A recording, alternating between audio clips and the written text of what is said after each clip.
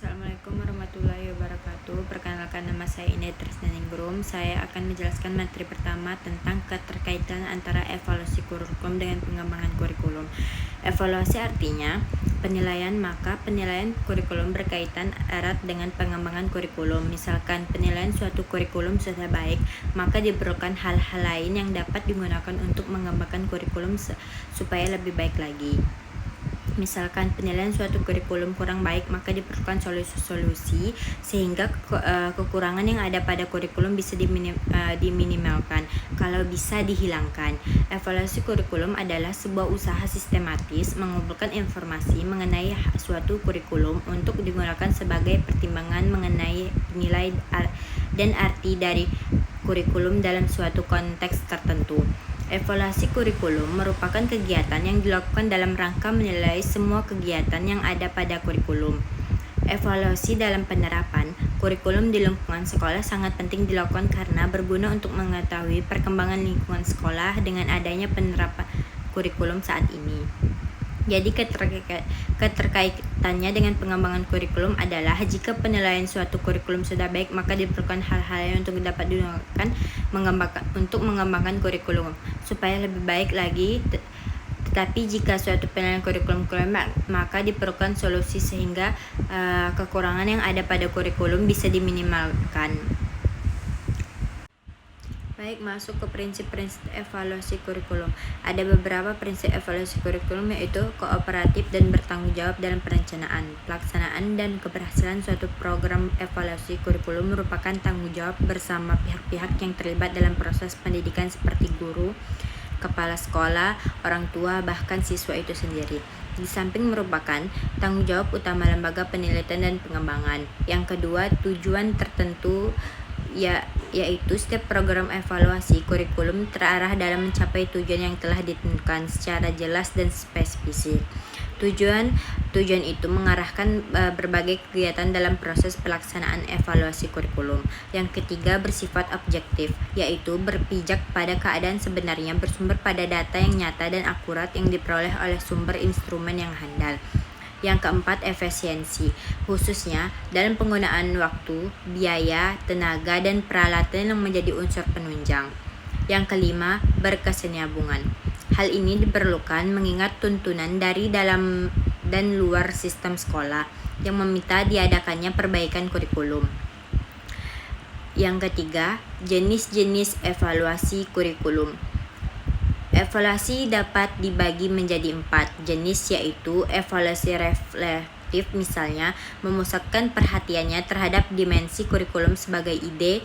Jenis evaluasi ini mengkaji tentang ide yang dikembangkan dan dijadikan landasan bagi kurikulum.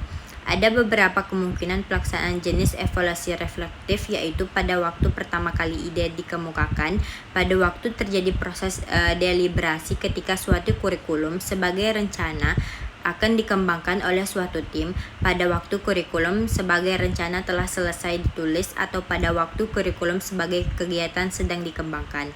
Yang kedua, evaluasi rencana. Evaluasi rencana banyak digunakan orang ketika inovasi mulai diperkenalkan dalam pengembangan kurikulum dan setelah teknologi. Pengembangan kurikulum sebagai rencana menghasilkan format-format tertentu. Komponen-komponen kurikulum telah banyak dikembangkan dalam dimensi kurikulum sebagai rencana.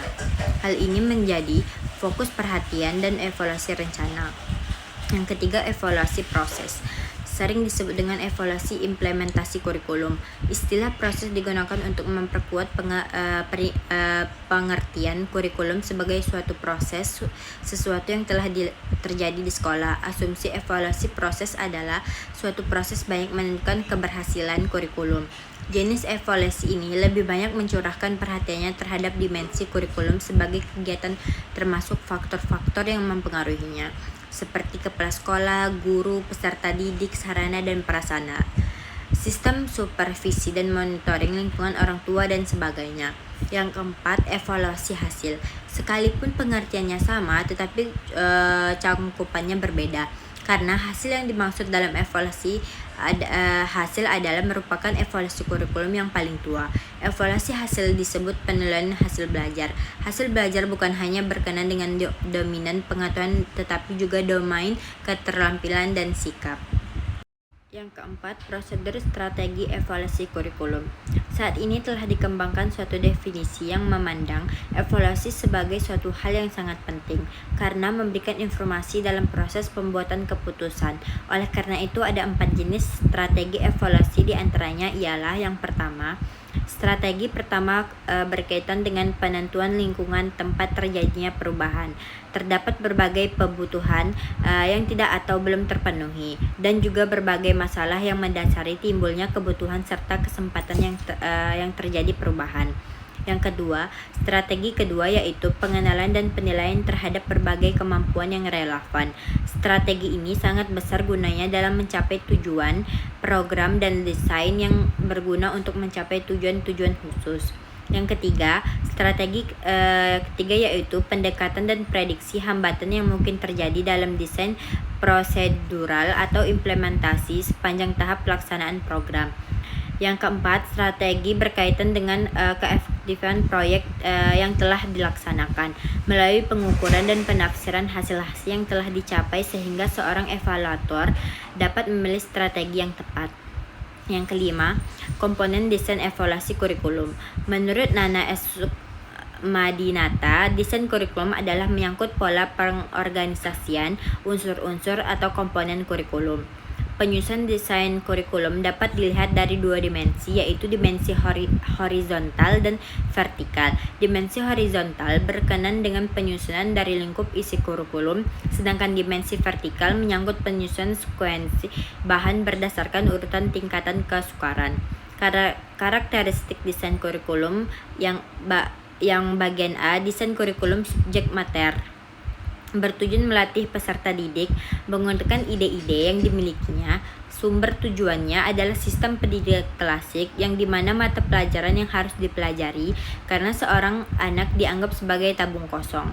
Ciri-ciri umum desain kurikulum ini adalah mendasarkan atas atau suatu struktur ilmu, pola kerja mekanik, dan memperhatikan isi dan proses belajar. Yang B, desain kurikulum kompetensi bersumber dari kurikulum kompetensi yang digunakan dalam bidang pekerjaan. Cara mengkaji pembelajarannya adalah kompetensi yang telah dirumuskan, dikaji untuk dijabarkan dalam bentuk sub-sub kompetensi. Komponen-komponennya itu tujuan materi, proses pembelajaran, dan evaluasi. Yang C, desain kurikulum humanistik bersumber tujuan dari desain kurikulum yang sifatnya pribadi yang ingin dibentuk oleh pendidikan atau kurikulum itu. Komponen-komponennya adalah tujuan, materi, proses pembelajaran, dan evaluasi. Yang D, desain kurikulum rekonstruksi sosial bersumber tujuan dari kebutuhan mutakhir yang terkait dengan sosial kemasyarakatan. Cara-cara mengorganisasikannya, pembelajaran dikemas dalam bentuk aktivitas pembelajaran kemasyarakatan. Masyarakat punya keyakinan bahwa sekolah adalah laboratoriumnya masyarakat. Dengan begitu, masalah-masalah yang ada di masyarakat coba untuk didiskusikan di sekolah dan dikaji lebih jauh.